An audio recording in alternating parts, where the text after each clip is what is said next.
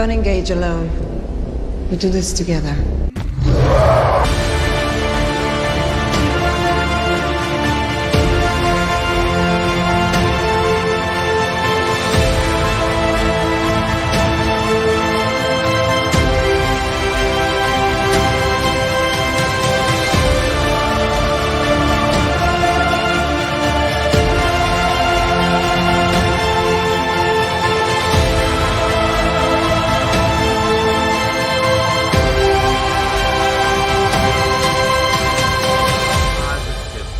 Yeah, we got it. We got it. 52 books. Somebody clip this one. Welcome to Comics League members. I am Jared. I'm here with Robert. What's up, Robert? Yo, not much. Yourself? Doing very well. And I'm here with Teladia Plays. What's up, my bro from UK? What's up? The Lord of Gaming has arrived. Yes, he has. So today we have a couple of topics lined up. So we're going to talk about Earth 1, John Stewart, Superman and Lois premiere, and then we'll just hang out and like talk stuff. Mm-hmm. So which of those topics would you guys like to address first? Earth 1. All right, Earth 1, let's do it.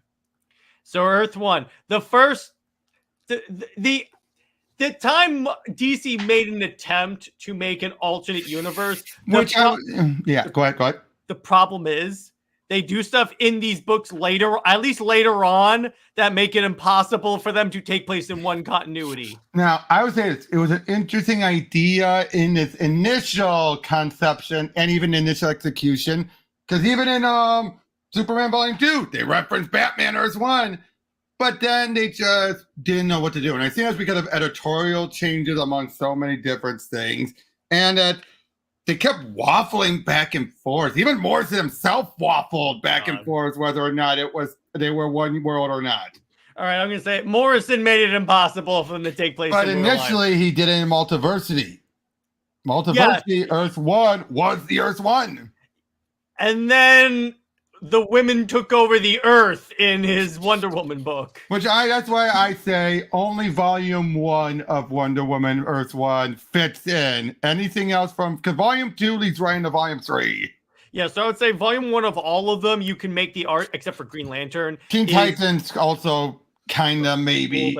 That's the one Earth 1 book I haven't read yet. Why? Okay. Because it wasn't really that interesting. Yeah, Robert's got all the books. So All of them in hardcover form. yeah, I've got all of those except for Teen Titans. But to start Green off, Lantern. Oh, that feels so shame. They're showcasing the art. It's great, but we're never going to see it finished. I know. So let's start with Superman, as a matter of fact. I want to start with Superman. JMS. That Volume 1 of Earth 1 Superman, that is pretty much Man of Steel, the movie. Robert, Yeah. just to let you know, Robert, I got the hardcover, but I've got all three in one. Oh, you got that trade, huh? Well, yeah. I got all of them when they came out, and Signed. Oh, you SOB. by Shane before he left DC and everything. Now, I'm going to say this. This is also an interesting Superman series. You know why? Yes. He never gets with Lois. You know I had to say that, Robert. But he has a different, completely original love interest, so he's not with Diana either. He can't be with Diana. This is not in the same continuity. If they were. No, but Robert, I will take this as a victory. It's a victory for us. Let me have this. Let me have this. Remember, you're on Comics League. I know. But Jared, the point is, what a solid, what a solid series. You know, it's kind of funny. Earth 1 Superman is the only one where they can kind of say ended. No, same with Batman. Okay, so No, here's what Wonder I put Woman. it. Batman, Superman, Wonder Woman each have very different endings. Superman's was way too open-ended of an ending. Like Batman was a closed ending, but with wiggle room to open it up again. And Wonder Woman, way too closed of an ending. Way too closed of an ending.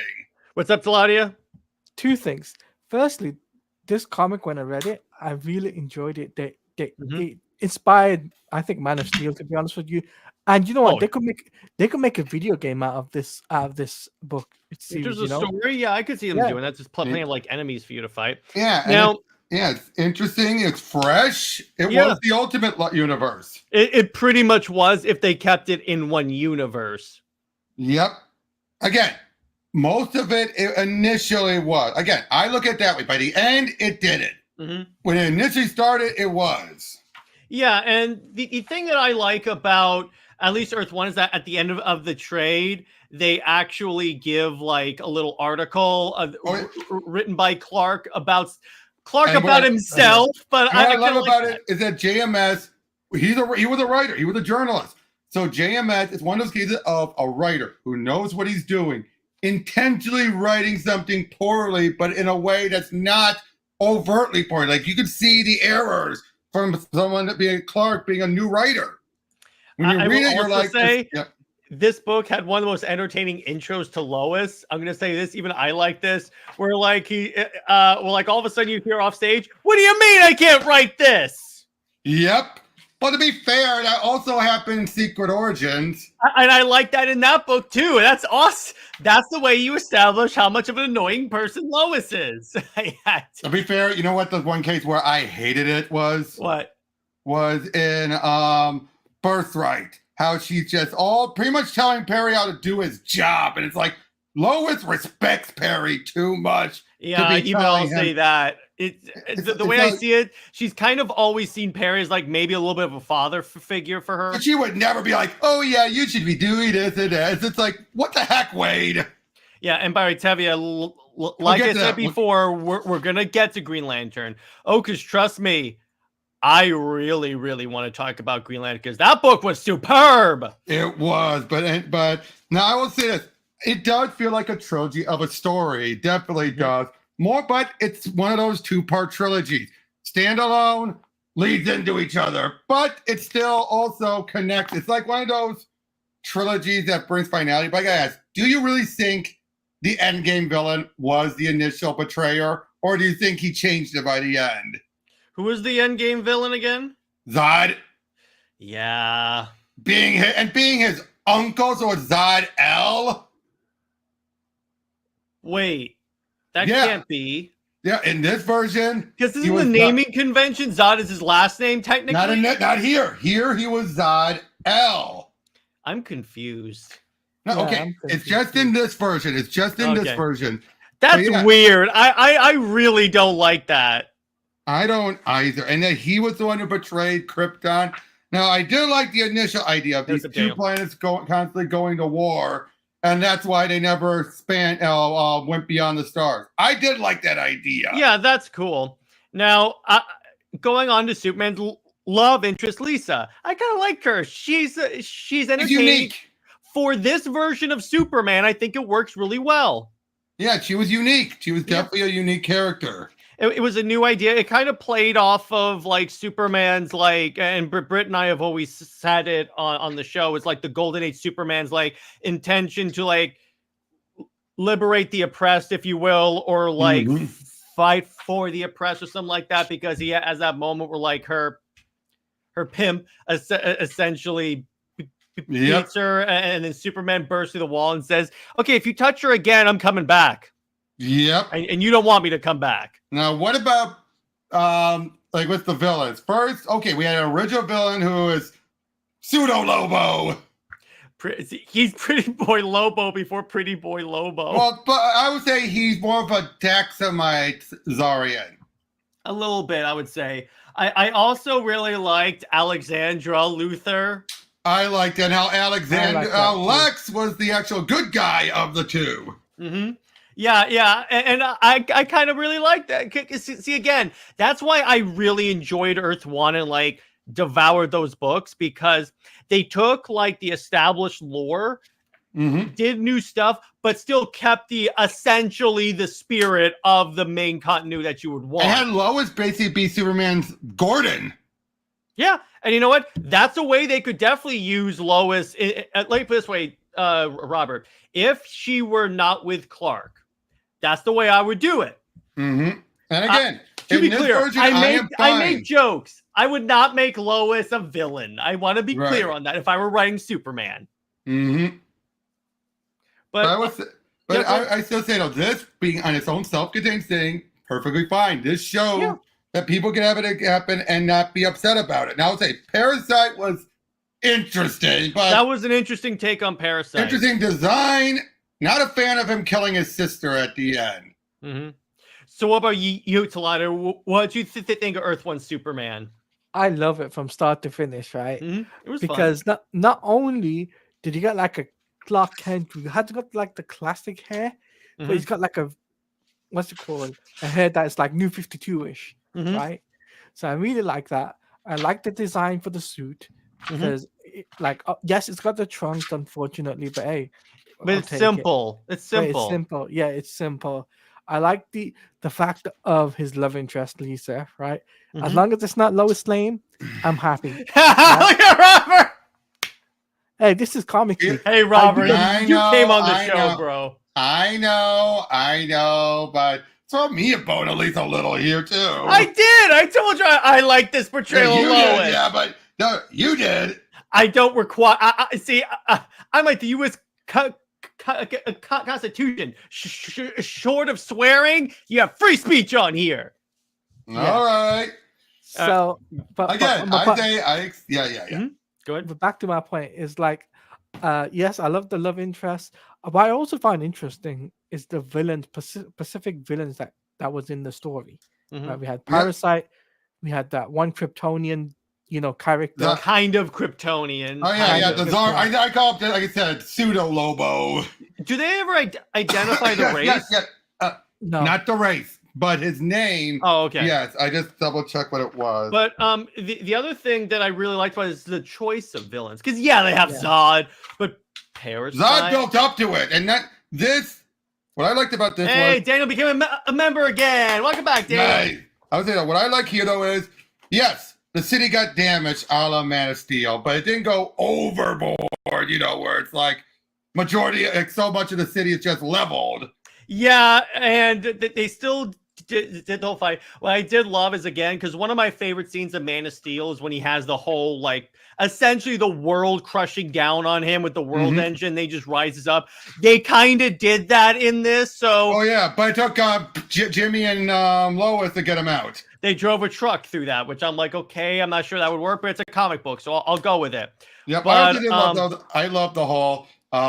you know what? When I read books when I was little, people would just ramble about their ideas. Never made much sense. You're right. It doesn't make much sense. Now, unless you're the villain, I'm the good guy. And all the time I was talking to you, you were focused on me and distracting you from while we were preparing our, whatever. And it was I like that. So, by the way, I forgot. So, forgot two things. So, I thought the book, the way the art design was amazing. Yeah, right? Shane Davis for the first two, yeah. Yeah, I thought it was amazing. I don't know why people are not, reading, going back to it and referring it. I think some people do. I think that was because he didn't finish it, though. Yeah. And given the stuff with Adrian Ciap afterwards, I think they kind of put a taint on things. By the way, I'm 13 member. Not bad, dude. Thank you. So no problem. Next, I don't want to go straight to Batman yet. All right. I want to go to Wonder Woman. All right. Hold on, then. Let me get them. I haven't read that, so you can skip me on that one. I'll describe it to you. So for Wonder Woman, they basically do the whole So with that was more. They're doing Megan Fox 1D. That's too much. Yeah, exactly. So that was Grant Morrison trying to go back to the Marston. He's gonna show that off, Joey. You should expect that. Oh. Okay, screw it. I got to show my signage. My signage. All three of them signed. Okay, before I was rudely interrupted. I didn't even say a word. I'm only kidding, brother. I'm only kidding. But this was Marston trying to go back to Marston, you mean Morrison going back to Mars? Yes, Morrison trying to bring back some of that Marston inspired. And fully realizing it. That was the whole end. Fully realizing it, because here's the thing. All right, so here's the way the book progresses. The first volume, you can say is in continuity with the other books, because even though they don't really reference the others, they don't contradict them, or they don't make it impossible for it to fit in. So I'm like that's why I'm like the first one can work. Yeah. So Second that one book could work if it didn't lead into the third one. So Steve Trevor crash lands this on Paradise Island, and unfortunately, Steve it is would black. take him. Steve is black in this version for a reason. Yeah, and then so the other interesting thing that I really like, it's kind of funny. Now, whenever I look back at a Steve Trevor book, I laugh because he just got shot in Tom King's Wonder Woman book. So suck it. Anyway, so with this, it's So she goes with him to the island. Now, the reason why she leaves Paradise Island is because when Steve crash landed, he got really, really horribly injured. And so, Teladia, do you know what the purple healing ray is? No. So on Paradise Island, they have a ray that they shoot at you, and it heals all your wounds. But it doesn't work on Steve because he's not from Paradise Island. It has no effect on men. It just says right there. So what Wonder Woman has to do is, so they're doing the contest. Wonder Woman infiltrates it, wins it, but then says, okay, since I won, I'm entitled to whatever I want. So I want Mala's invisible jet. By the way, this Wonder Woman is bi. They established that, and Mala is her girlfriend. So she takes Mala's because Mala's been the champion for a long while. Basically, Diana always threw the fight. Always. Yeah. So and now she didn't. So she takes Steve back to man's world so he can like get patched up. At the same time, the Amazons send like this Gorgon after her. Now, this whole book is basically told as one big flashback because the book opens and Diana's being brought back to Themyscira in chains by the Amazons. Then we have we also have Rebel Wilson. I mean, Etta Candy. Yeah, remember Etta from the Wonder Woman movie, Teladia? Yeah. So in this, it's Rebel Wilson. She's inspired by Rebel Wilson. In fact, I think it's like they did this whole. They keep making fat jokes about her. Like she rolls with it. I love how she rolls with it. Like the sorority is like, where's all the food we collected for the poor? And then Rebel Wilson is like, we ate it all. But again, I do like how Etta rolls with it. And by the way, Brit's in the chat, so you know what? I gotta play this. He's back.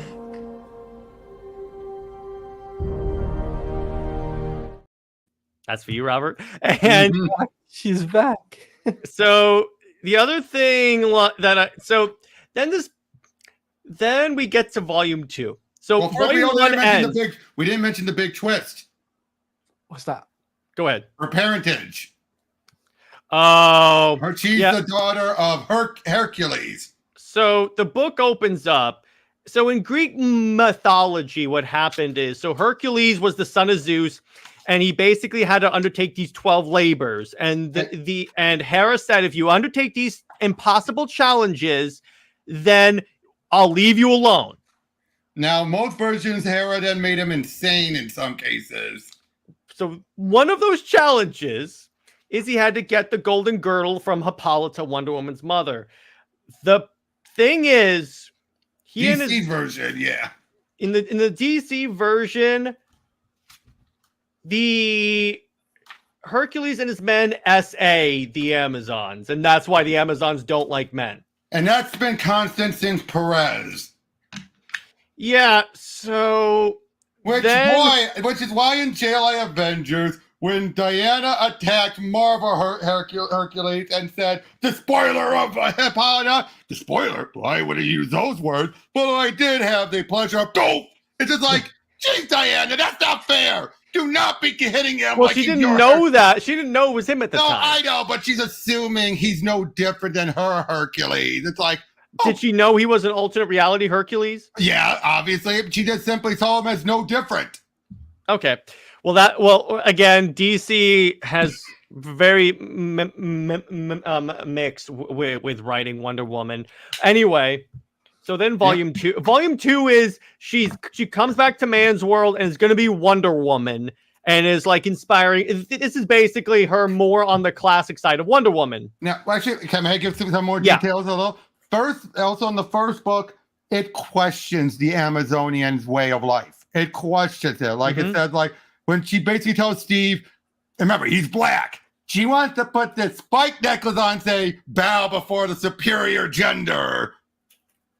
Yeah, he don't She wants take to it put him in a well. bondage collar, Teladia. Yeah, and they reference it because that's why they had him be black. And you know what? Britt brings up a good point. Very problematic. It is, but again, he's playing off of Marsden. I met Yannick Paquette. He made it very clear that was the whole point. They don't subscribe to any of the views in the book, and they found it hilarious when people thought they were being woke. I do want to ask, what does Britt think of Earth One? Like, in her opinion on it. By the way, she and I are going to do an episode on Superman Earth 1 and Wonder Woman Earth 1. So that's going to happen. Okay. But she said it's very problematic. So, yeah, Volume 1 is pretty good.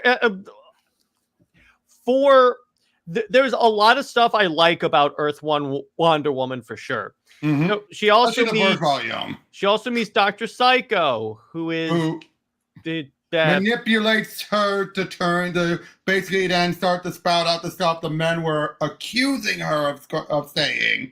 They say, we're going to take over! And gives men the reason to go to war with the Amazons. And then he brings in a Nazi Amazon. Which has existed. It has existed, but it's just, at this point, it's just cringe. Well, to be fair, they do have actually, no, they do explain, though. She was a Nazi that attacked during World War II. Stayed on the island, got defeated. They brainwashed her to being a good Amazon. And then eventually it started to break and she went to kill Hippolyta. And she does kill Hippolyta. Yep. Volume 3. And she feels horrible for it. Volume 3. All right, Teladia, this is where it goes completely off the rails. Ares is Maxwell Lord. Okay. I forgot about that plot point, but I'm like, of course. So I'm going to summarize this in one sentence. Women take over the world. And basically they say all women are good. All women know what that. Which I'm like, really? So you're saying Hillary Clinton is a good person? Again. Is my problem. But the other thing that they do, so Hippolyta is reborn as a child, and Wonder Woman is going to raise her own mother. And I'm like, this is the most Grant Morrison book ever. By the way, do you know what Grant Morrison wanted to have if he got another volume? So, the Amazons were going to have orgasm guns. What? Guns that if they shot you, yeah. And there's art of, they got pages of this. Wow. Like that is, I don't know what Marston wanted to do with Wonder Woman. I'm pretty sure that ain't it. No, but here's what Marston wanted. It was the whole idea of, here's what he believed. He truly believed that women were the superior gender, that they knew all. And that's what Marston was just trying to show, a fully realized take on it. Like I said, make it clear. He and Yannick do not believe this. This is not their own beliefs being put into the book like some people. Which, by the way, credit where credit is due, because I like the fact that they can write the character, or at least the story, as the story logically follows, instead of like forcing their own ideas and like shaping the characters to fit the way they want it to. So you know what? That's the way I tolerate it, because you know what? I'm like, hey, at least that's consistent. I really like that. It makes sense. You had Psycho. It basically was the one that changed it changed it, and with Ares, Max Lord taking advantage of it, and it was basically steamrolled it to that on that course. Yeah, and I dug that. So Earth 1 Wonder Woman, I enjoyed Superman more, but this one I didn't hate. But I prefer this. GL next, because Tavia's been asking about GL. We'll do Green Lantern. So Teladia, I assume you didn't read Earth 1 Green Lantern. No, I didn't pick. All right, well, you've probably seen this volumes.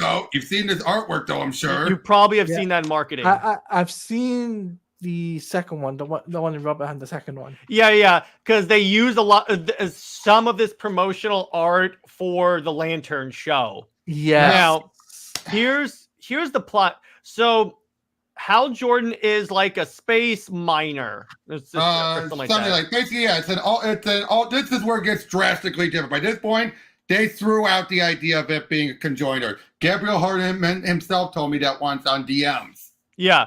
So what happened was, Hal's in space. He discovers a crashed ship. In the crash ship is a Manhunter robot that's been shut down, and then the body of Abin Sur. There's no Green Lanterns also by this, or at least Green Lanterns are minimal. Because what happened is, so in this storyline, so the Green Lanterns were established, and if I remember correctly, the Guardians then created the Manhunters to eliminate the Green Lanterns.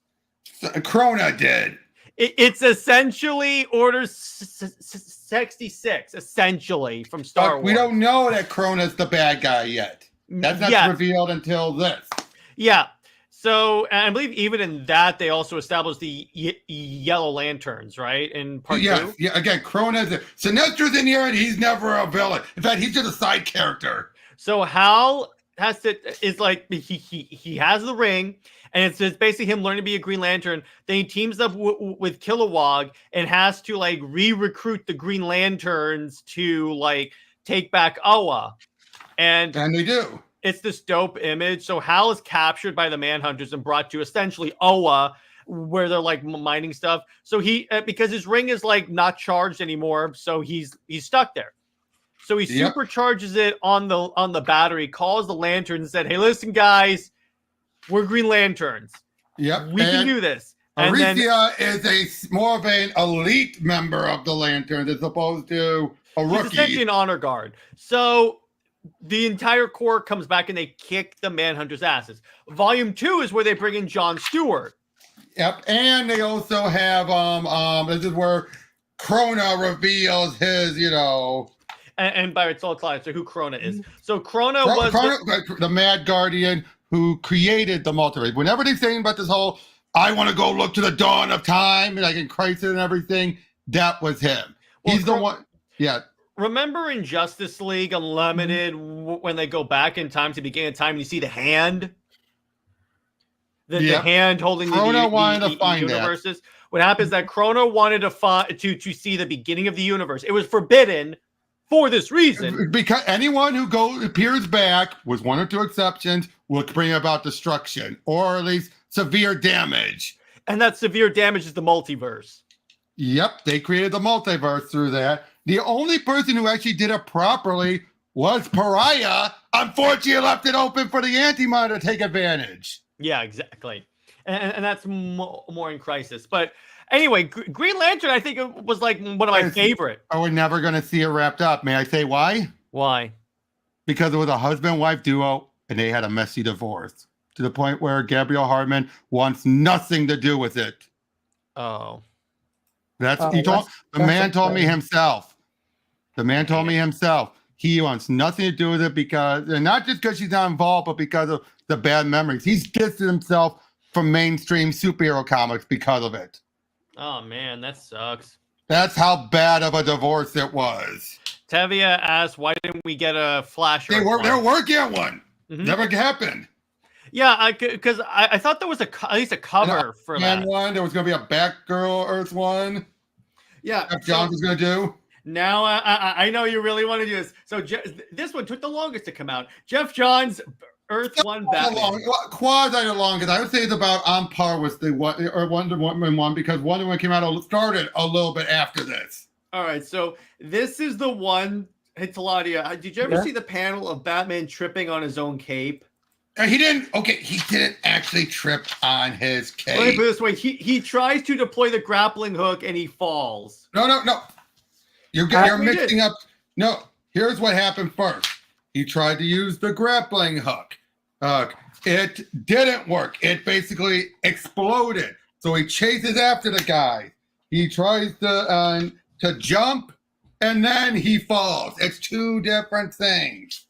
And cool is so I think that's not Jeff Johns' art. This is Gary Frank's art, Daniel. Yeah. I like how, by the way, so Teladia, this is where I think Reeves got the idea for Alfred being ex-Special Forces and teaching Bruce how to fight. Well, to be fair, him being ex-Forces was always there. But him teaching Bruce how to fight part. Yeah, he clearly took the idea from here. Bruce never leaving Gotham. Mm-hmm. But one thing I do like is we see Batman as a bit of a joke, at the start, because he doesn't know what he's doing. By the end, he's fully realized. Because I never completed that one. Oh I yeah, might actually pick up. I might actually pick up Earth One Batman. Yeah, to me be too. honest. Yep. And hold on. Let me gotta just heat show it. you right off the bat, right in the opening. Mhm. Batman's using. First of all, look at the Batmobile. That's a dope Batmobile. Yep. And then big explode. They try to use a flamethrower. Yep, I This like is the that. start. See what I mean? He's fully realized. I know Killer Croc's in this. In this. Oh, he's a series. good guy. Yes, He he's is? a good guy. Yeah, Oh, Killer wow. Croc is a good guy. Oh wow. I know. He's I just know- a guy who's been under the ground. He just wants to be left alone. Okay, that's The cool. reason, the reason why I know this is because Comic Historian did a R.I.P. did a bro. video. Oh, you want Yeah. to see Catwoman? Yep, I do. I'm gonna need an action figure of that McFarlane, please. So Tevia says, weren't we supposed to get an Aquaman Earth One? Yes. I want JMS that. was going to do JMS. There was a lot that were going to be done that never got finished. I know. Oh, but you want to know a big twist? At first, we see who ends up being Bruce's grandfather, but he's like crazy, complete psycho. But at the end, turns out it's not him. Oh, You want to know? You want to know who it ended up being? Who? Raish? No. Hold on. Who is that? Clayface. Oh, okay. Oh, and they also do a good fake out. We're supposed to think that's Two-Face. It's not. Mm-hmm. No, There you go. that's not Clayface. Who is it? No, that's Harvey's dead body. His sister is Two-Face. Oh, that's His cool. sister became basically when he died, his essence transferred to her, and he's the other side. But the best part is So there are because two people in one? basically, although whether or not he's really in or not is up in the air, of course. Mhm. But one thing I also like, she somewhat burned herself partially by rubbing herself against his face, in tears while he was burning. So she burned herself a little bit. But then when we see her, hold on, let me get a good image of her. She has this like partial mask on that's supposed to smooth out her features. See what I mean? Mm-hmm. But when she doesn't have it on, it's actually very well done. It's a clever idea for the artwork. Hold on. Here we go. It's more mannish on that side because of her scarf, because of the padded fake skin, there. Mm-hmm. It makes her look more mannish because it's not as smooth. Also, the character arc, the character roller coaster of Harvey, Harvey Bullock. I never read beyond that. Oh yeah, Bullock, because of what happens in book 1, becomes an alcoholic, Okay. and then by book 2, he's completely off the wagon. But then by book 3, it's a case where he's become dependent on Gordon, but Gordon's moving up the ranks, so now Harvey's going to have to fend for himself. That's cool. So And then that's lastly, Batman. All right. So explain to me Teen Titans. This is where the mess started because it just makes it hard for them to fit in here. Mm-hmm. Basically, it's this whole idea of well, first of all, we got the Dodsons on the first book. I love Terry Dodson. And Donald on the second one. All right. Basically, Starfire had landed on Earth long ago, and that was part of the secret project to try and test her and utilize these kids, giving them special abilities. Mm-hmm. And that's where some of the people who worked on the project were raising them as their parents when they're not. Mm-hmm. For example, Elastic Girl, from the Doom Patrol. I mean, I know who you're talking about. I can't remember her the name. one who raised Terra. Is she the one? Is the Elastigirl you're referring to the one who has to smile all the time? She doesn't Or she have melts? to. No, she doesn't have to smile all the time, but around those lines. Also, Deathstroke is more Here we like go. Rita. Rita. Yep. Oh, here's Slade. Here He's more of a bodyguard, like one of their security forces. So that's where my Adventures with Superman got that stupid Iron Man armor. Blame Jeff Lemire. Thanks, Lemire. But basically, yeah, eventually they're trying to break out Starfire. Oh, and Jericho's still working for Cyborg's mom, who's evil in here. He's the traitor of the group instead of Terra. They eventually break her out, but then she takes off. She's like, I'm out of here. So they're like, well, now what? So they go on the run. So they become like the Runaways. Raven is here, but Raven is not with the team at all until she meets up with Starfire. She had to meet up with the team until this book. This is very elaborate. It is. It's very complicated. It's one of the ones that really takes advantage of it. Oh, but we also get Blackfire, who is a basically Bizarro Starfire. Oh, that's. I don't like that. I don't like it either. It's weird. It's trying to basically, of all of them, Lemire is the one who truly took advantage of this being its own ultimate universe thing. But they also did show that there was but yeah, unfortunately, this never went beyond 2 volumes. That one I'm glad about. Because I'm like, that was the one I don't want to continue. This was the one, like I said, that really threw the wrench in this being a consistent universe. And that was also the one that whenever anyone talks about Earth 1, they're like, yeah, Superman, Batman, Wonder Woman, Green Lantern, Teen Titans sucks. I wouldn't say it sucked. It was just way too different. Way too much like... Because the other ones kept the general spirit of the characters. Yeah, this one, now to be fair though, he was also trying to create them to stand on their own without the parents, without the mentors.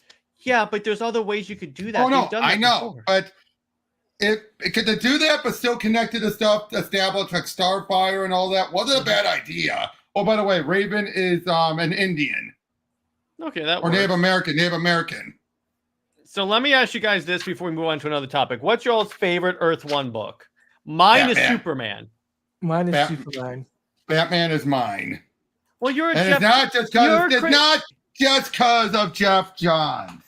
I'm sure that adds to it. It adds to it, but it's because it felt more like a complete story, like on all counts, than even Superman did. Yeah. I like Superman because he's not with Lois. And what do I always say about Lois, Teladia? Lois Lane is Lois Lane. There you go. Thank you. Anyways, yes, that was Wally. That was Wally on it. But wait, can we talk one? Can I say one other thing? The reason why, though, I will say it was an interesting idea, but doing it in graphic novels was the downside of it. Yeah, because here's the problem with that. They came out way too infrequently. Not at first, of course. Not at first, of course, but eventually it just got. If they had done this as a regular floppy series, I think people will. I don't think it would have collapsed as catastrophically. Wait. Tavia liked Wonder Woman Earth 1? I liked Wonder Woman Earth 1. There's parts of it I like. There's parts of it I really don't like. But I'm saying to be as the favorite. Yeah, Green Lantern is top tier. Green Lantern, it should have been finished, but it never will. Yeah, I mean, if there's anyone who might be now, granted, all of the attention to it might encourage him to finish it, but you never know. Or they could say, "Hey, Jeremy Adams, you want to complete this? You're doing great with Green Lantern." No, he wouldn't. He wouldn't take it from someone else's work. All right. Anyway, so let's move on to another to another topic. So you guys want to talk about John Stewart or Superman and Lois? Superman and Lois, because he had his say. Yep. I was about to say. Let Teladia choose this one. All right. So Superman and Lois started. This is the best premiere of the show, I think. Right. I did the show and it's blown up. First off, it starts with an action scene. Teladia. That was my complaint about last season. It didn't have enough action, at least until the last episode when Doomsday shows up. So then we get Then we get a really, really dope scene. So we get a great Superman moment, a great fight against Doomsday. And Doomsday, you notice his appearance changes, so he starts to look more like comic book Doomsday. And I'm like, Yep. okay, there you go. I like that. That's great. Mhm. So in the finale last time, Lex had told Doomsday to bring me his heart. They literally do that. They literally Yep. take his heart out. I'm like, is there a hole in his chest? And then and then when Doomsday brings him the heart, I'm like, oh God. That's a way of doing the death of Superman. And Jared, you forgot one other thing. No, I'm getting there. So then Lex is talking to one of his hench people, and then they just name drop Brainiac, apparently. Yeah. I'm like, Teladia and I were like, did they just say what I think they just said? Which makes me think, is Brainiac the final villain? It would make sense. Your reaction, by the way, was priceless. I was like, did they just say Brainiac? Yeah, it was so priceless that I had to make a clip out of it and post it on TikTok and YouTube. Now, so I have a theory that I came up with after we watched that show, because obviously they're homaging the death of Superman. Very well. So many fans, so many Superman fans I follow on Twitter, like longtime fans, have said this is one of the best handlings. Now, so we have Steel, we have Superboy, we kind of had the Eradicator. Now I was thinking, how would they do Cyborg Superman? So this is a theory. Brainiac does it? No, not Brainiac. So this will require some fandangling. So the heart is crushed, right? What if Jordan gives Superman his heart, and then he essentially gets remade into a cyborg? He's Cyborg Superman. Ooh, that'd be interesting. Because when you think about this from the character arc, it's because of him that Lex crushed the heart. So he's like, no, give him my heart. That would be interesting. And then through like Kryptonian technology, he becomes Cyborg Superman. But what about? It doesn't make sense, because doesn't that mean Jordan? He doesn't die, because he becomes Cyborg Superman. Either him or John. It's not like it's his heart. It's not his brain. Yeah, because that way, if John gives the heart and he becomes Cyborg Superman, then at least you can keep the Superboy. So you can Steel, Cyborg Superman, and all that stuff. No, Tavi, I'm not saying make him a villain. No, they're just simply being a Cyborg Superman does not make you a villain. Exactly.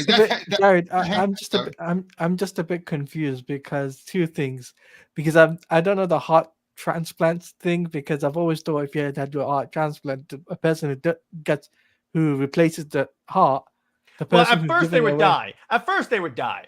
Let's say at first Jordan dies, or at first John dies. Whoever gives the heart. And then what happens is that it's at the fortress. Then all of a sudden it's like they fade in. We start to see some technology react to the body. And all of a sudden he like zooms in.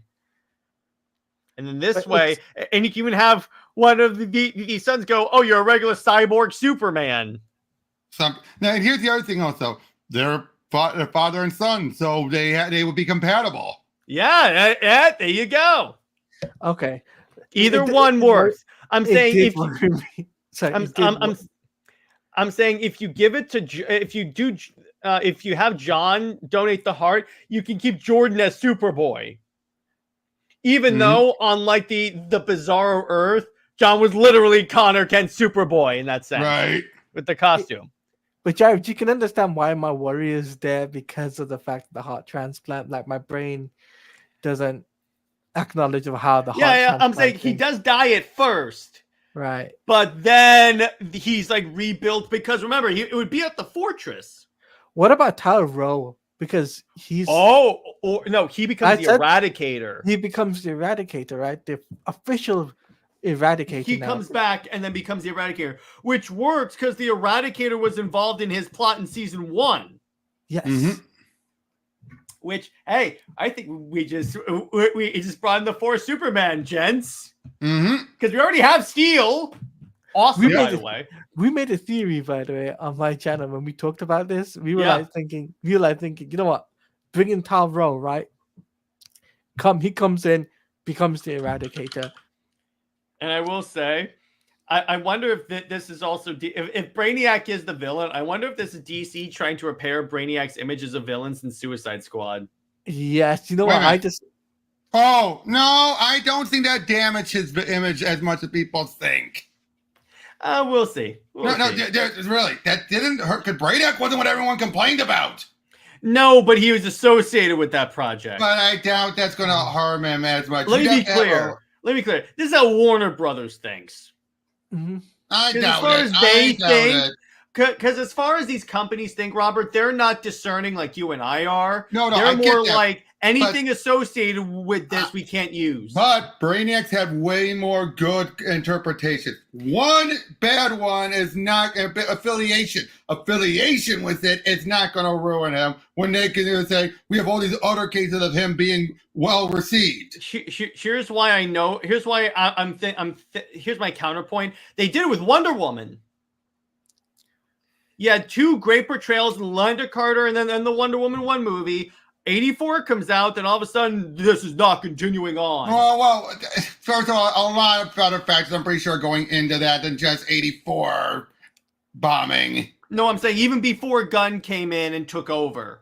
No, I get that. Well, they still allowed her to appear in Shazam too. As a cameo, not as a project. I know, but still, they were still allowing it, is what I'm saying. But beyond that, you know the JSA movie was supposed to be a Wonder Woman movie, right? Oh, by the way, can I tell you one thing? I'm glad it's not well known. Otherwise, it would have really hurt Wonder Woman's image. What? That TV show pilot. But that would have ruined her image completely if that went to series. I am and so Tevia, grateful. I literally just said, but that's a cameo. I literally said that with the Flash. By the way, no. You said about Shazam, not Flash. No, but it applies. It's the same circumstance. Right. By the way, funny thing is, one at a time, guys. One at a time. One at a time. Mine's very quick. You know, Pedro Pascal had a big part in that pilot. So he actually had two Wonder Womans he's gone up against. Yeah, and then he decided I'm going to escort an alien baby around the universe. But what I was going to say. Well, I was going to say also the Wonder Woman game as well. You guys got to remember that that's been on the back burner since 2021. So we know next to nothing about that. We don't know. Fun fact: that's what's inspired my recent playthrough of Assassin's Creed Odyssey with the Amazon armor. Because I'm like, okay, screw it. If you guys won't release the Wonder Woman game, I'll play a Wonder Woman game. Because that's pretty much a Wonder Woman game. Shazam 2 is okay. I just realized that Athena is played by the woman who hates Snow White. The Wonder Woman game is... I disagree. That got stealthily canceled. I don't think this is. I think this is going to finish through. And by the way, can I ask you guys something? Because we brought this up on a previous episode. Sure. I had to get into a debate on one of Tristan in the chat on one of Tristan's streams today of one guy trying to say, oh, DC is going to shutter everything and just become what is this going to shutter everything and be a complete IP farm? Nothing has shown that they're going to just shutter their in-house stuff. They're just going to open up for more licensing as well as doing in-house stuff. I've always said in the event that DC was air quotes shut down, what that would actually mean is that the actual creating and publishing of the comics. I'll talk about WB Games. I'll talk about WB Games. Oh, WB Games in terms of it would be way more. They're not going to stop making DC games. I got news here. That ain't happening anytime soon. They're not going to stop in-house either. They're going to do in-house and license out. They'll probably be a little more protective on which projects get announced. That's for sure. From what I've been told is that we're getting Batman from Rocksteady. Yep. Wonder Woman is at Monolith, and apparently WB Montreal is doing Superman. Right? This is what I've been told. So I'll be making a stream on that anyway. So they're still in-house. So they're still in-house companies. In-house companies, exactly. In-house companies. The Trinities are going to be in-house, but everything else probably be done out. Like, probably Green Lantern, probably done outside. A Flash game, maybe. Imagine Green Lantern from Mass Effect, the Mass Effect team. Basically, do Green Lantern. Whoa. No. No, BioWare's not going to do that. No. But make it in that style, you're good to go. In that style, yes. From BioWare, heck no. No, because they They're would not essentially. BioWare of old. They're not BioWare of old. Yeah, exactly. But you do it with some of those principles and like as an RPG. There you go. Because I've long said the morality system can determine if you become a green or red lantern, or like a green or a yellow lantern. There you go. Yeah, I just want to ask that because I had to keep getting that debate with that guy. Yeah. That's not. Let me put it this way: anything WB is never going to shutter or stop doing something in house with those projects unless No they matter sell what. DCIP. And they won't. Debatable if that's likely. I don't get why people keep thinking, oh, they're going to sell the IP. Why do they keep thinking they're going to sell their IPs when it's like, that is worth. What? They're going to license the IP. Not Yes, sooner license it than they would sell it. I don't get why people think they would sell it. Could be because they keep failing with DC, particularly recently? No, they don't know the difference between licensing and selling. Yeah, there's a big difference. There's a big difference. You sell off the license, someone else is going to make money now off of it without them seeing a dime beyond the upfront purchase of it. That's why. But licensing, you still make money, but you don't have to worry about the production. No. It depends on the licensing agreement, because you could do it where like you split the profits or something like that. But there's a difference between selling it a wholesale and licensing it. People keep on claiming they're going to eventually sell it. Mm-hmm. Some people actually think they're going to sell it. Yeah, that's what I'm saying. But back to Superman and Lois. Wait, I'm going to say this one thing. You're going to have you also have the doomsayers that have always said, "Oh, DC's going to get shut down any minute now." And that annoys me. But anyway, going back to, and by the way, Tevye, again, Britt and I have talked about this many times in the show, but going back to Superman and Lois. So all in all, pretty solid premiere. I'll start with Teladia. What do you think? It's a solid 10 out of 10 first 2 episodes, man. You know that, right? Solid. Loved it. You and I both know that Superman and Lois, our jaws dropped literally after they killed Superman. The way they did it. No, my jaw dropped as soon as they said Brainiac. They say it casually too. That's the beauty of it. The way they did that, it's utter magnificent. But and by the way, Daniel, they were if they licensed DC games to Eastern game companies, you wouldn't see that much of an improvement. I got news for you. And they're not. People like to think it. They're not. But anyway, that my thoughts is 10 out of 10. Recommend everyone watching the first 2 episodes. Yep. It's worth it. So that's what I'm going to say. How about you, Robert? You're the Superman and Lois fans, as a matter of fact. Yeah, I will say, well, first of all, I haven't kept up with the show that much, but I did watch this. I kept knowing, it's going to have the death. That one, been no secret. Let's be honest. It's been no secret. As soon as Doomsday shows up in anything with Superman for the first time, you're like, they're going to kill him. But even the teases, everything for the season was he was going to die. So I'm like, okay, what's the arc going to do? Oh, shit. They tore his... Yeah, it's fine. They tore his heart out. I'm just like, how are they going to do this? Here's the thing. When we were watching it, I was like, close to the screen, I'm like, is that a hole in his chest? And then I see Doomsday like holding his hand like this. Then I'm like, and then when Lois turns him over and like freaks out, I'm like, oh, they did it. They did. Wow. The way they did it was, Daniel, that doesn't necessarily mean WB is going to license. That doesn't necessarily mean that would work for DC. Exactly. But the way they did the heart. Would you ever expect CW to do that stunt? No. And like that though, he wasn't even that battered when it happened, compared to when we've seen him battered. And can I say this? For a CW/HBO show, the CGI was superb. They went all in. That fight in space. To be fair, the season premieres are almost where they always put some of their big budget into. But I gotta say, my favorite shot is when he's is when Doomsday's charging him. It's essentially when he dies. You could see the heat vision charging in his eyes. He just opens his eyes and just blasts it out. I'm like, yes. And by the way, Daniel, again, Suicide Squad didn't work. We get it. But at the same time, that doesn't mean they're going to just give up on Western games. Yeah, that's not. Let me put it this way, Daniel. It's cheaper for WB to have Western games do it than it is for Eastern games. Besides, what Eastern studio would do it? I want to hear that. He's saying do it to Eastern. Daniel, then tell me, what Eastern studio would you see? Wait, you're asking WB games that makes good games with today's AA entry companies. You're asking for a miracle. It's hit and miss. It's hit and miss. All right. No, but Daniel, that's true. That's true. But shifting it to Eastern games wouldn't. It doesn't guarantee it would be a hit. Which studios? I want him to answer that. Which studios would you give it to? Anyway, continuing on with Sorry. But yeah, the and then Lex stomping on the heart. I was like, okay, that's interesting. How is he good? This is one of those occasions where I'm like, I don't know how Superman's going to come back. This is what the CW show should have been doing all along. Taking the basic plot and then playing with it. Because here's the thing, it is possible they don't bring him back. It is possible. I'm pretty sure they will, but because what they could do is have Jordan become Superman. True. Because they've been and Tevia has a theory that it was a fake heart. That would be Lex. That's Lex.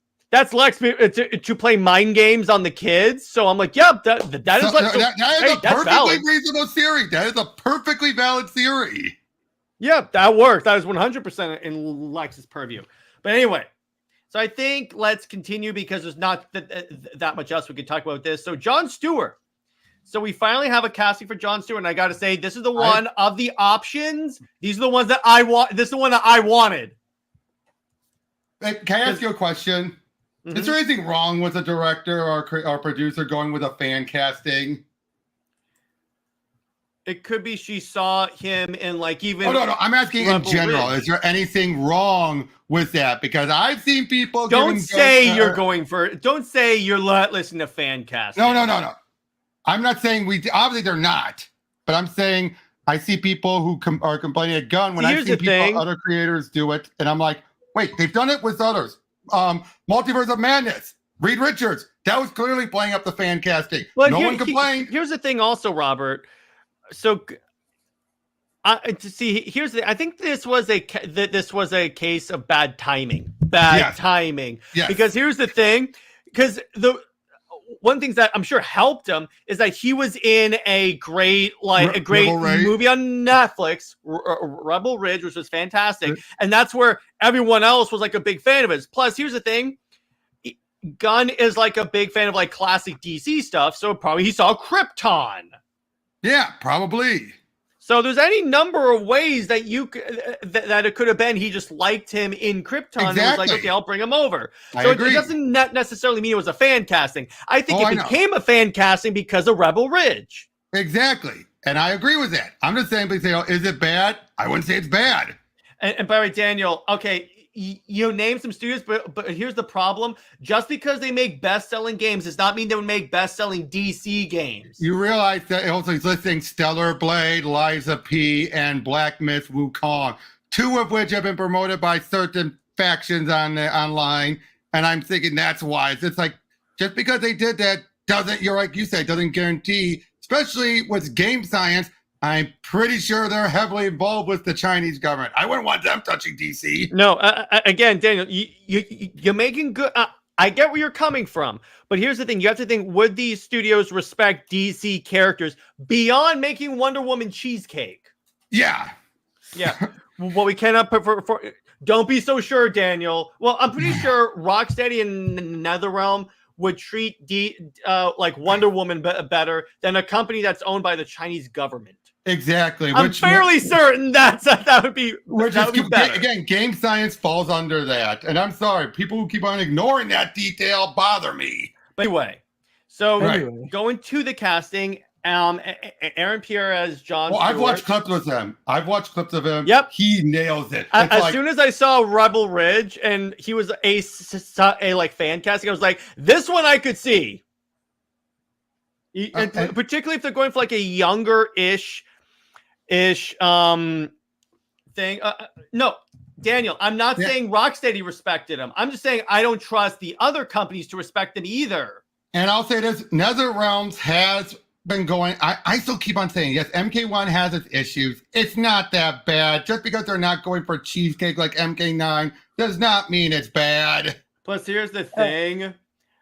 NetherRealm has a bad reputation when it comes to female characters. So I don't really like... Well, I'll be honest though, I actually did, once I actually played the game, I liked the female Cyrex and Sector. They were actually good characters. All right, Daniel.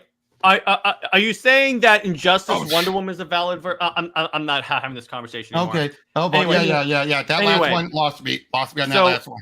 Lanterns. So again, particularly for like a younger John Stewart that they're going for. Yeah, he 100% does it. Mm-hmm. Plus, here's the thing. So John's a Marine, right? In Rebel Ridge, he played a Marine, and he definitely got that like bearing of a Marine, and that's like something that's very important for John Stewart. Mm-hmm. But again, he completely nailed it with the aesthetic of the character. What do you think, Robert? Oh, I think completely nailed it as well. I completely agree. Like I said, I watched at least clips. I haven't watched the whole movie, but everything I see. Watch the whole movie. It's good, dude. I plan on it. And I gotta say, was Kyle Chandler as Hal, who I've seen in I saw him in Super 8. Yep, and Super 8. Godzilla. Godzilla, exactly. I think he feels like an older Hal. That's another one. Let me put it this way: compared to Josh Brolin, because I think Josh Brolin's a little too old. Hal. I mean, Chandler is 60, but still. But he doesn't look it, and he kind of he acts more like 40. And you know what? I can buy that for particularly again with the age dynamic that they're going for. I'm just saying they better not make this Beware My Power. Well, my problem with this series is that I think they also released a like synopsis, and one of it is that they're basically investigating a murder on Earth. So I'm like, so another Green Lantern project that takes place only on Earth. Yeah, but the other thing, the way they were describing the plot, I'm like, this actually would have been a pretty dope question show. There you go. That would have been dope. True. But that's my thing. Now, here's the thing. Again, I'm going to wait until I see more stuff about this. So far, the castings for Lanterns has actually been pretty solid. So I'm fine with that. I've known a lot of people are saying some of these recent castings have been like, they're getting tall people, really tall, like, actors involved. They're like, they're not wrong. They're getting people that actually make sense, which... as opposed to like James Gunn's brother as Maxwell Lord. I think he could do it. He doesn't look like Maxwell Lord at all. At least Corn Sweat looks like Superman. True. So I'll give you that. And he does not have the conniving. I can't take that guy seriously as anything. But at least I don't think they're going for the pure villain. I think they're going for JLI Max Lord. So here's the other thing. So if they're going, so the rumor is that John Stewart is going to be the main Green Lantern for the DCU. My question is, does that mean they're going to kill Hal? I don't think so. I think Hal's going to be the Space Lantern. They could do that. That's what I'm thinking. If you know, that's usually what they've gone to lately. There's one designated in space, one designated on Earth, one designated in the Justice League. So I think you're going to have him in space, John being the main Lantern of Earth, and Guy being the Justice League or Lantern. Now, the other thing that I want to ask about, so according to Gunn, Lanterns is like where they introduce like the main threat for at least Volume 1. Do you think they go Blackest Night? No. Not yet. No, that doesn't feel like what you would. Because they can't do the anti. I'm thinking, what could you possibly introduce in a Green Lantern show? But then that would actually work more for a Green Lantern movie series. I'm saying, what would affect the entire DC universe? That would be definitely not Blackest Night though. That would be too big right off the bat. You don't have enough dead characters. You don't have enough dead characters. Britt also brings up that Kyle has a 1-year contract. Oh, so they could, because see, so Hal might die or retire. Or again, he could go to space. We just don't follow space that much. I have another theory. Go ahead. What if he turns into Parallax? Oh, and dies. There you go. well, Yeah. yeah. He could So they become- basically do Beware My Power. I think they'll do it better than that did, though. Which a showrunner involved in this is Tom King, so he might go because here's the thing. No, he's not the showrunner. He's just one of the writers. If he's one of the writers, because No, there's a difference between being showrunner and writer. okay, but my point is, what's the character archetype that Tom King loves to write? Depressing characters that try and kill themselves. But if he's not the showrunner, then he's still going to have to answer to someone that he cannot just take over the entire plot. Oh, isn't also the guy from Lost? Hold on, I'm double checking who the showrunner is. Because I know that they recently got a director. So it's Chris. You have Chris Mundy, Damon Lindelof, and Tom King are executive producing. Chris Mundy, who did Ozark, is the showrunner. Yeah. Let me see what else he's done. He's also done Criminal Minds. Mm-hmm. Hold on, what else has he done? Lower Winter Sun, True Detective. Mm-hmm. Anyway, so Bloodline. So yeah, it could go either way. In Cold Case, again. Here's the thing: Lindelof is a red flag for me. Again, but if he's just as a writer, not a King is the one who pitched the show, so he's the one that pitched it. Yeah. Oh God. Are you sure of that? I trust Britt. That's really concerning. So anyway, let's go to our general I have Q&A. never seen that. I'm gonna see. I've never seen that where he pitched it. Where was that? I'd like to know where that was stated. Yeah. So let's go to the general Q&A. So this is where you guys can like ask us questions about stuff. All right. So what do you guys think of Henry Cavill entering another nerd space when he's in Voltron? After how things are falling apart for the Warhammer stuff, I'm not surprised. Which I'm like, okay, fine, but the guy can't catch a break. Yeah, I know. By the way, Space Marine 2 is really good. I wanted to bring that up because we're talking about Warhammer. But anyway, yeah, I'm like, okay, see, I like how he's going in a lot of nerd projects. That'd be really cool. Why is the Warhammer stuff falling apart, asked Tevia? We don't know. And not everything has an answer. There's rumors. But it's likely it's falling apart because reportedly it's like Amazon wanted them to bring in female space marines and stuff. And that's been very contentious in general. So Daniel, okay, so here's the thing. I think that's kind of what they're going for. The problem, it's the difference between Smallville and Gotham is that Diana is not born until the last episode. Right, but I would say though, establishing the Amazons in this world would be a good idea because you don't usually get that. Which makes me think. Is the threat maybe an Amazon threat? You mean the overarching threat? I don't know. Again, like, here's the thing. What if it's something that the Green Lanterns and the Amazons have both dealt with at one point? Or maybe the gods are involved in the murder that the Amazons, the Lanterns. It will go for the title, Gods and Mortals, or what was it? I know. Because here's the thing. The gods could be involved in like the murder of that person that the in the Lantern show, and then we're introducing the Amazons to introduce the gods thing. Yeah, it's essentially Krypton, but for Wonder Woman. Except the other rumor is that the narrator of the show is the DCU Diana, and then she'll be revealed at the end of the series. That's the rumor. Now, Tavia's question about My Adventure Superman, it can last, however. I think it's doing well enough. It'll last however long it'll last until they empty the trash again, so they can fill it up with another show that belongs in the scrap heap. Anyway, continuing on. But yeah, I mean, because it'll last longer than Velma, though. Already, it'll last a lot better than Velma. I can't tell. Yay! Hell yeah! And funny enough, where did Velma? You know where Velma ended up at the end of that special? In hell.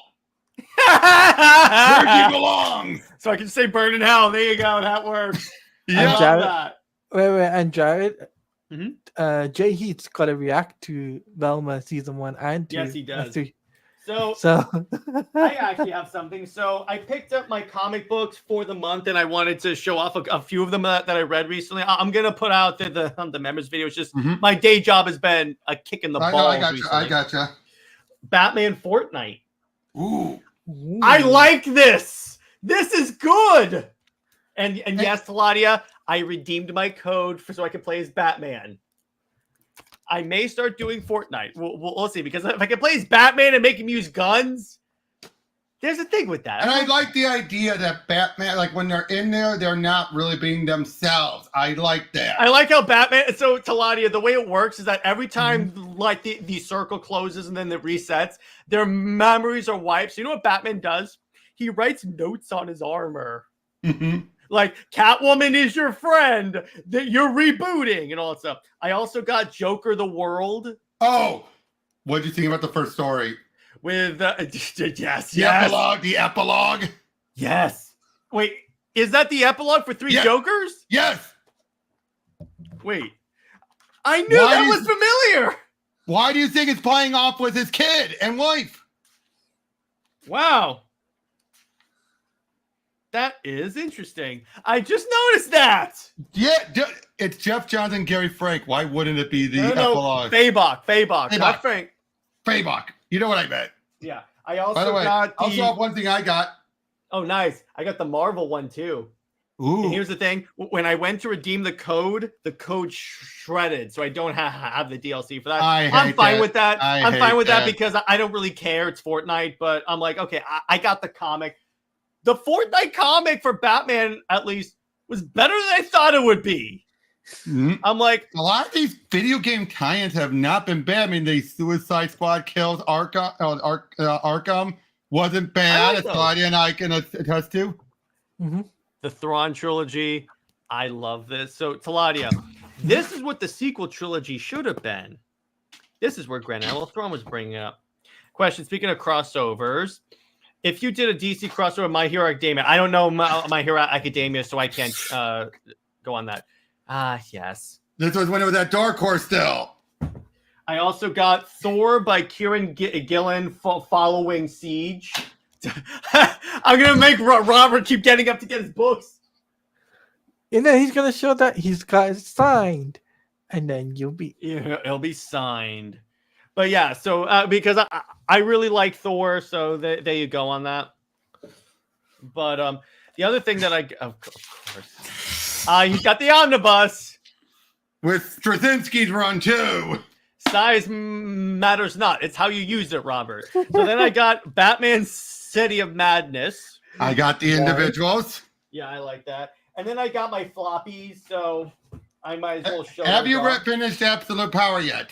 No, Episode 4 is the one I'm packing up on Issue 4. Issue 4, whatever. So Avengers, where the Avengers fight Superman, pretty much. You mean Hyperion? He's Superman. Speaking of Superman, yes, I like this issue. I can barely read that. I can barely see the cover. It was flashing. Oh, nice. Yeah. Sorry, it's the reflection. It's the reflection glare. G.I. Joe 310, obviously.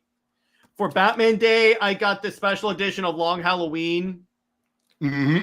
Wayne Family Adventures, which was actually not bad. It's humorous.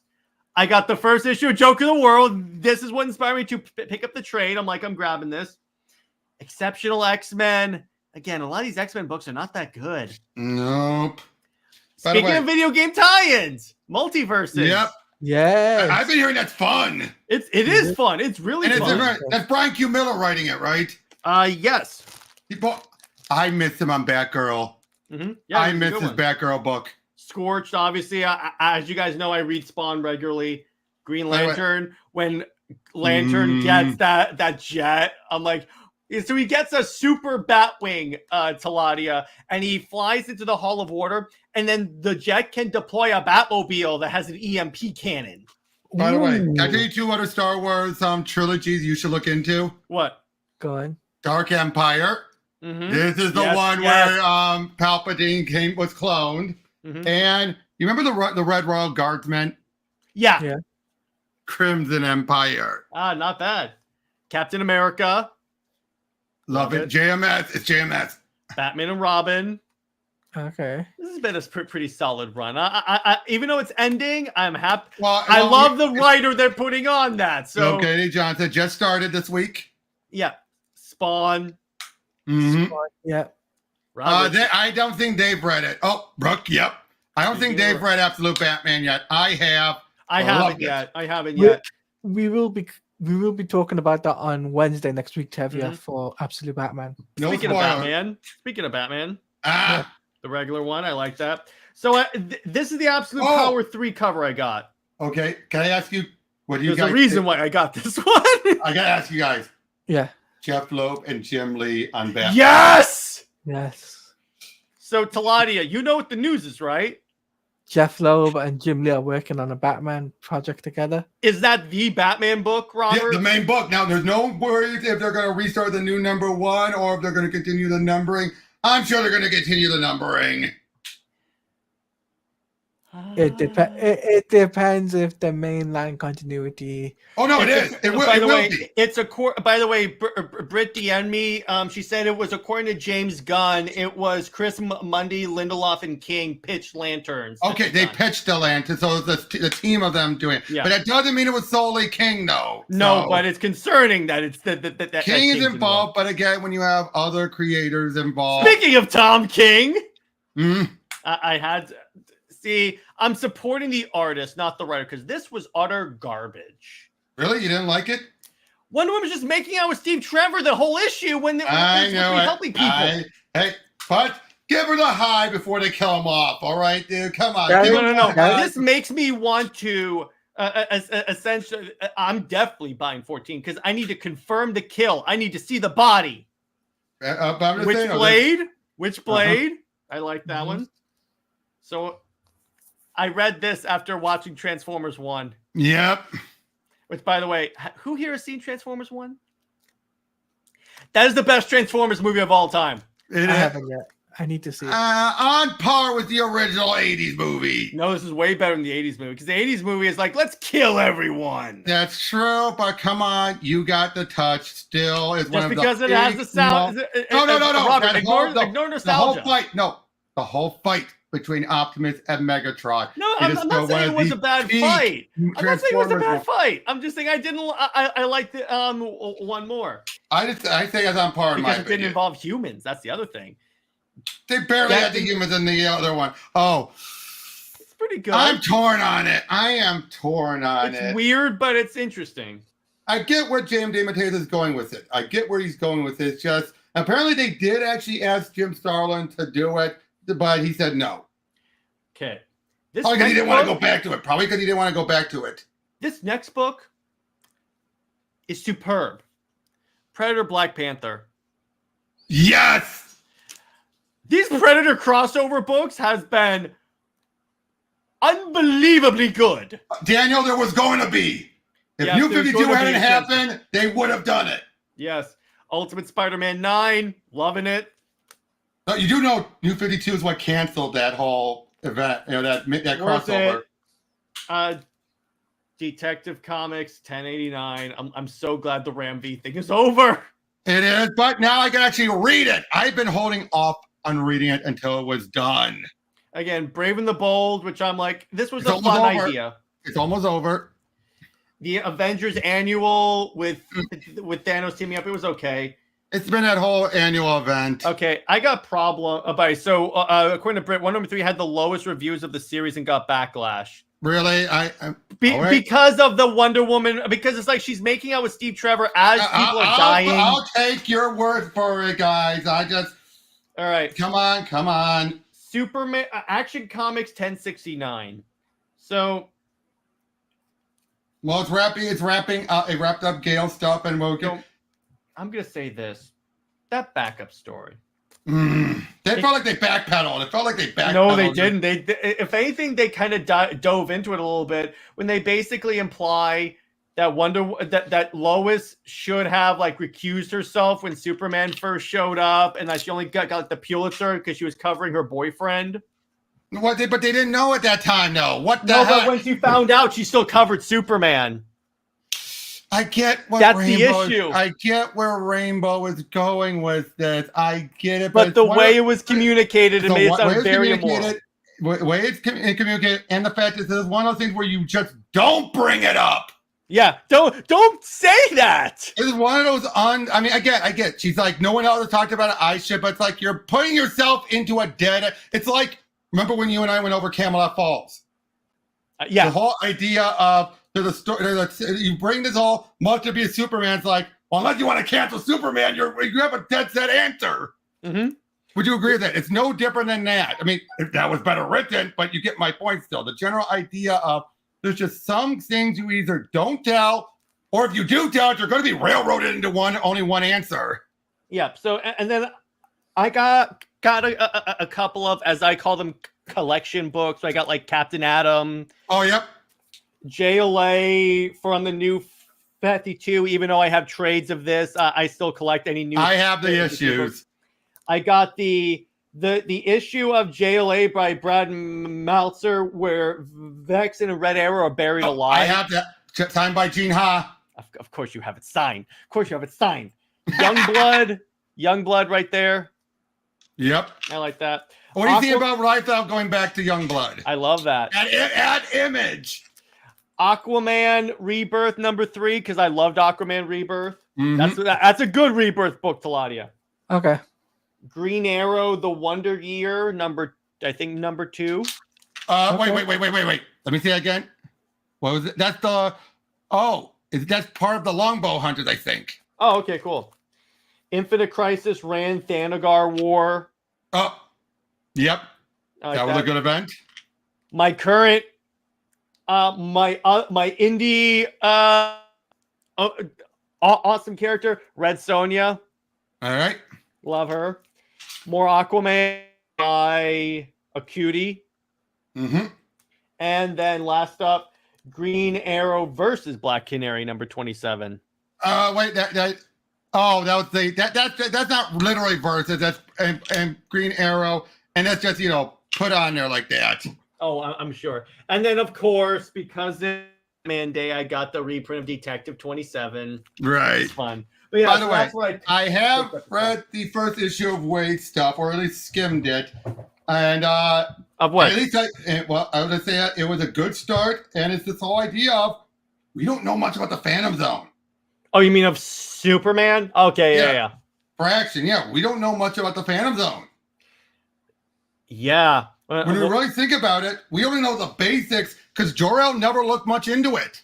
We also know that when they see, it's kind of interesting because when you talk about the Phantom Zone, I'm like, why doesn't Superman? I know why. Why doesn't Superman just throw everyone in the Phantom Zone? One, it's inhumane still. They never say that in the like this way. At least in the TV show, they never say that. In fact, Obviously. Superman puts people back in the Phantom Zone. Well, putting them back in the case of the Kryptonians, it's because they are too powerful. Nowhere else can hold them unless you have gold kryptonite and exposure to them to it, and it's the version that's permanent, not temporary. There's no other place to keep them unless it's on a red sun planet. Mm-hmm. It's weird. But but in terms, so going back to Action Comics, the main story I enjoyed. Yep, but that backup made me hate Lois even more. And Robert, that says a lot. And again, I just know because it's a backup, no one's going to bring it up again. Thankfully. Oh, trust me, Britt and I will bring that up every chance we get. Yeah, because you keep on bringing up Heroes in Crisis unfairly. No, it's not unfairly. That's in continuity. And yet, if I bring up good moments in continuity, you dismiss it. No, I don't. I say those are good moments, but they're not going to convince me I like Lois. True, but at the same time, though, you will then be you'll use this one moment that can be so dismissed. You'll just keep bringing it up. No, I'm saying it's more of why I don't like the way DC Comics handles Lois. That's why. No, and that there's more good and bad. I can still keep saying. Okay, there's a conversation there.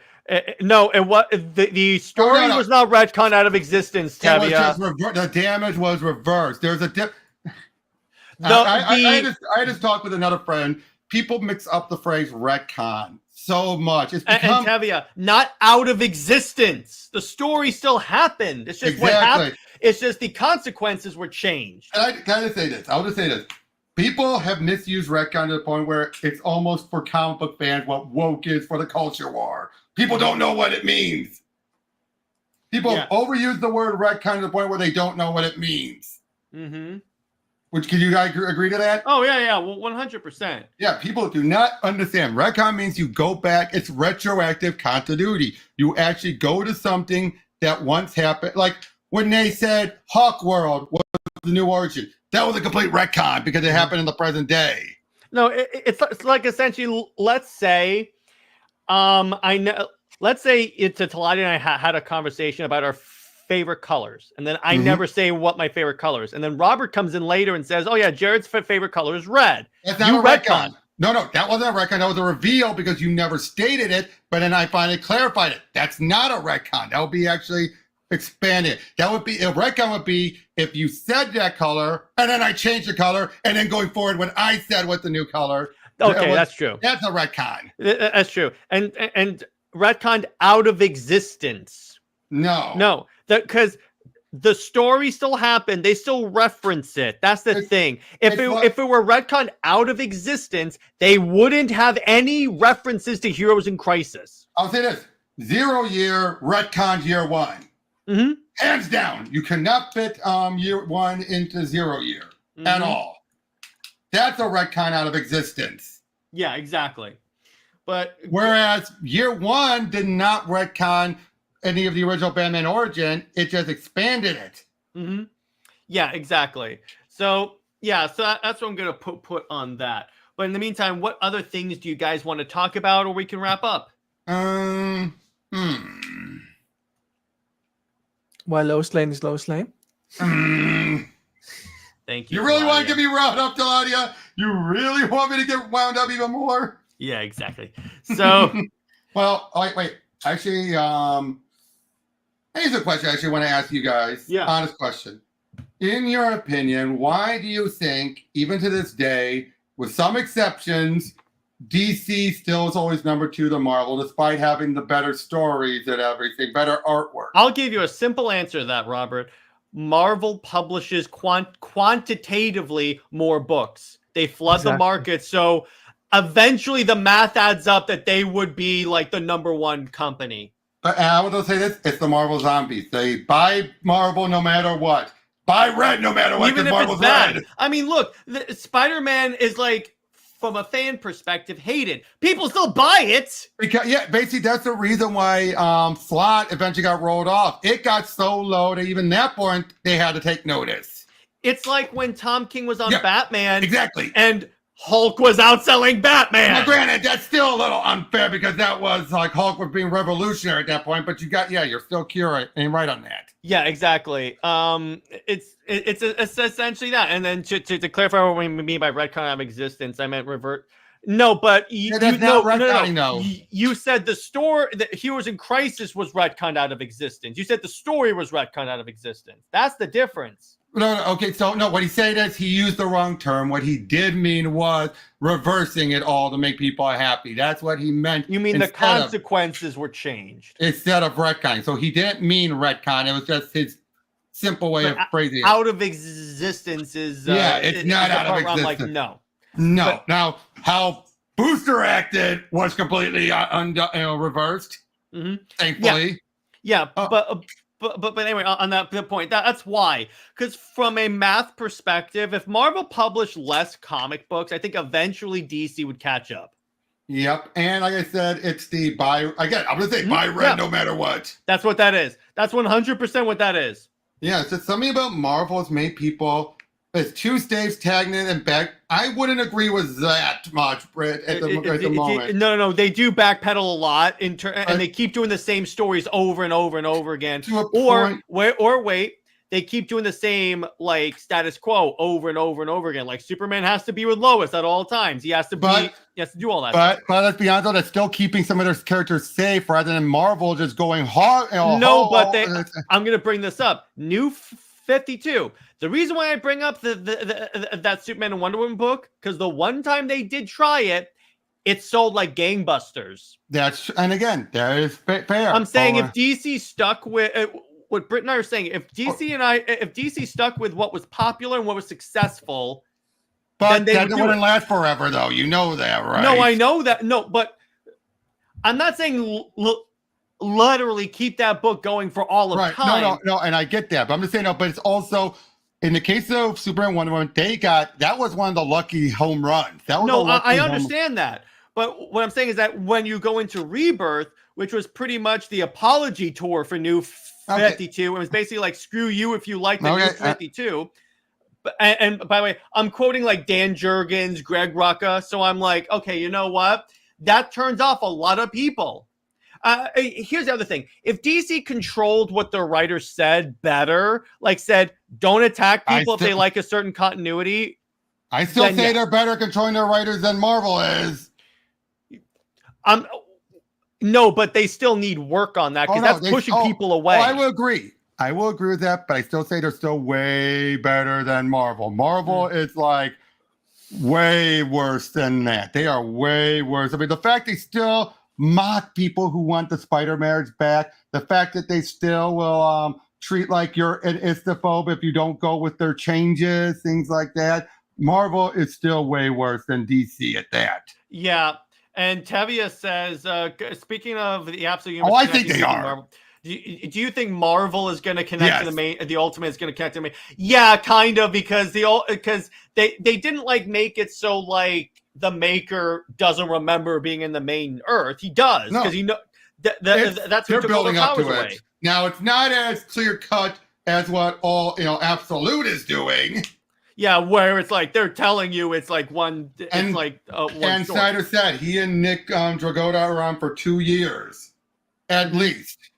That's about as long. That's about as long as I anticipate the whole all-in initiative lasting. So that actually. Like I say, at least they rather than obliterate the multiverse. But that's funny. But that because in their announcement video they said this is going to go on for 10 years.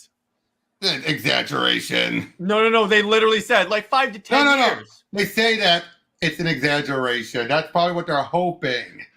Yeah. But like I said, though, I am at least grateful while they cut them off from the multiverse, it's not obliterate the multiverse right after they brought it back. You're talking in terms of Absolute? Yeah. Yeah, I like that. I also like how it's that one Earth in Death Metal that no one touched. So I'm like, at least I have a feeling. You know what? To be fair, there was always this talk that Snyder was secretly lurking on something this whole time, and I think that's why they left it untouched to woo him back. Mm-hmm. I would say so. I am positive they did. I doubt this was his initial plan for it. Britt says Williamson has acknowledged that people say they want happiness but won't actually buy. People like controversy and will hate buy, so Marvel knows that strategy. But that's not fair still for the long-term fans. I'm not saying it's fair. I'm saying that's what happens. Oh, I know, but again, I'd rather not have the company to screw over the characters just for sales like that. Well, yeah, and that's true. And yes, Marvel has a lot of issues. They have butchered so many of their characters. Or like where they have to tell people either don't interact with the fans or when you do, be courteous. It's like even with Nick Lowe, openly antagonizing people that want Peter with MJ. If he just says, "Hey, listen, that's not the plan right now," and I get they're tired of hearing it, but it's like, it's there for a reason. The fans are clearly telling you what they want. And there's enough of them saying it that you have to acknowledge it. But they don't want to, because in their eyes, nope. You I know. la. Yeah, I know. And that's the one, the openly antagonist. I will say, there was this hilarious tweet that Dan Slott put out where he said, I think Peter B. Parker being married to MJ is fine, but I would rather 616 Peter be single. And I'm like, you realize that in the Spider-Verse movie, they actually designate Peter B. Parker as 616, right? He didn't pay attention. He clearly didn't pay attention. I'm like, okay, you just made my point for you. Now, to be fair, though, that Peter is Jewish when we know Peter is not Jewish. But that's a detail no one really acknowledges. I'm using a technical, dude. I'm using a technical. That's not enough for them to say that's not the main Peter. And to be fair, Tavia, how many times has the multiverse been destroyed? Not that many, to be fair. And not Tavia says the guy still in charge of Spider-Man. No, here's why. Because even though the fans from a the sales are not bombing. Sales are not bombing on Spider-Man. If the sales low. bomb, They're if low. people stop buying, well, let me put it this way, Tavia, if you don't want Peter if you want the Spider-Man books to go in a different direction, take the comic story in route. And this is something that Benny always said. Don't buy it. Don't talk about it. Yeah. Now I will say this though. I do think he's on thin ice currently, though. Because here's the thing. Because he did not expect. He was. Did you know this before Ultimate Spider-Man came out? He was mocking like, "Oh, go buy that book," and I bet you exactly sales. He was like, "Oh, crap." Yeah, exactly. And you know what's kind of funny, Robert? I said the same thing to Teladia. I said, Nicola had better hope that Ultimate Spider-Man book flops, because if that does well, and it did. Like 7 or 8 printings, right? Oh, Barry, did you see that Transformers issue 1 is on like its 9th printing? So yeah, it's right up there with one of the biggest hits of the year. Yeah, so I'm like, yeah, this has got, because I get the feeling that he is on thin ice. He is on very thin ice. But the problem is, like you and I said or earlier, Robert, there's enough people at Marvel that don't want the marriage that even if Nick Lowe left, that's not going to go back. Oh, yeah, unfortunately, especially with Brevoort still as a senior editor. Even if he's on X-Men, he's still one of those with enough clout to say no. I get the feeling that the reason why Nick Spencer was able to almost do it is because he's Nick Spencer. It was a name. But that's why he left then, though, obviously. Yeah, because he was almost there. He was like JMS. He was like JMS who pushed them and saying, I want the wedding back or I'm not doing it. And he had a big enough name, he could do it. Yeah, exactly. That's what it's going to take, Tevya. You need to have a big enough writer that Marvel can't afford to lose, who's a big fan of the marriage, and say... I do think, though, Disney's been convinced, though. I think that's the downside. I do think Quesada's convinced enough of those who aren't in the comics, who are the higher-ups of the Disney and all that stuff. Nope, you got to keep it there for the kids. Keep it there. You can never make it married because kids don't want a married Spider-Man. And I'm pretty sure... And then they push Miles. But he's not married. No, my point is, if you don't want the married Spider-Man, if you want the non-married high school Spider-Man, that's what you have Miles for. And Tevya, he has that much power because he's a senior editor, but he's smart enough to never want the editor-in-chief position. He's been there that long. He probably knows where the bodies are buried, figuratively speaking. As you, me, and Tevya talked about the other night privately, that's what it is. He has enough clout where they're like, okay, you know what? That's what we got to do. But he's smart enough to know that he doesn't want to be in the range of the Vultures or the Hawks. Here's the other thing. I want to be clear. Just because maybe Joe Kelly is not a fan of the married Spider-Man, it doesn't mean the Spider-Man run itself is going to be bad. Oh, I think he's not even the long-term runner. I think it's for this arc. Yeah, it's probably until they can find a more permanent writer. Yeah, because they're clearly, oh boy, I read the recent issue. I get to tell you exactly what happened because it's so stupid. It was just a slugfest. The penultimate issue of Zeb Lowe's run was a slugfest. Well, I'm glad that one's over. Nothing but Spidey and Tombstone punching it out. Mm-hmm. That was it. Nothing else. Mm-hmm. No reveals, no nothing in this penultimate issue. Just a slugfest that tells you how he's ending his run. Mm-hmm. Wow. I am just beyond. I mean, at least with Spencer, he ended with wrapping everything up. Now, granted, on that note, but I do have to wrap up because we're going on 2 hours. But I'll bring up this one comment by Daniel. I just watched the 2 Amazing Spider-Man movies. They were good. A shame that they didn't continue with that Spider-Man in the MCU. I'm grateful with what given what Sony's plans were. Mm-hmm. But anyway, so we're gonna wrap it up. I know I've been very back and forth in terms of uploading. I promise I'm gonna get back into my schedule. So tomorrow. Teladia and I are going to go live for Under Two Capes, where we're going to hang out and maybe talk about comics, talk about... I'll tell you, we can talk about gaming. Yeah, we'll probably talk about gaming. And in terms of Super Wonder Legacy, Britt and I are going to talk about the similarities between Superman and Wonder Woman's relationship and Hal Jordan and Carol Ferris's relationship. I get to geek out about Green Lantern. I'll take it. For horrible movie night this week, we're talking about Wonder Woman 1984. And let's see what else. In terms of Sunday, I'm going to be discussing obviously. Wait, are we doing? Oh yeah, we We're- completed Batman, so we're done with We that. we're done with Batman. So, So, what we might Nick do and- a show. Yeah, so, right. But and Nick and I are going to continue our coverage of Superman the Animated Series live. So on that, Teladia, where can we find you and what have you got coming on your channel? So you guys can check me out on YouTube at Teladia Plays, on Twitter at Teladia Plays _ What I got coming up on my channel is tomorrow, after our Under Two Capes episode with Jared, I'll be doing a live stream talking about all the latest gaming news from WB Games. We'll be have a discussion about that from Rocksteady, WB Montreal, and Monolith Productions. We'll have a topic of discussion there. Then on Sunday, I might do another stream and do where we just talk about the movie news, the latest movie news from the DCU, Marvel. We'll have a topic there. I haven't fully decided if I'm committing to it. It's going to be a test to see if it works out. And then obviously on Saturday, I might do a Twitch stream after movie night where I'm going to be playing Dragon Ball Sparking Zero. So that's Good game. Hell yeah. Yes. Are you going to be over 9,000? Well, Technically, it's 8,000. Well, I'm already All right. beating Jay Heath in the race. I'm currently. Hey, what's up, Brown? We're just wrapping up, but we'll be going live tomorrow. How about you, Robert?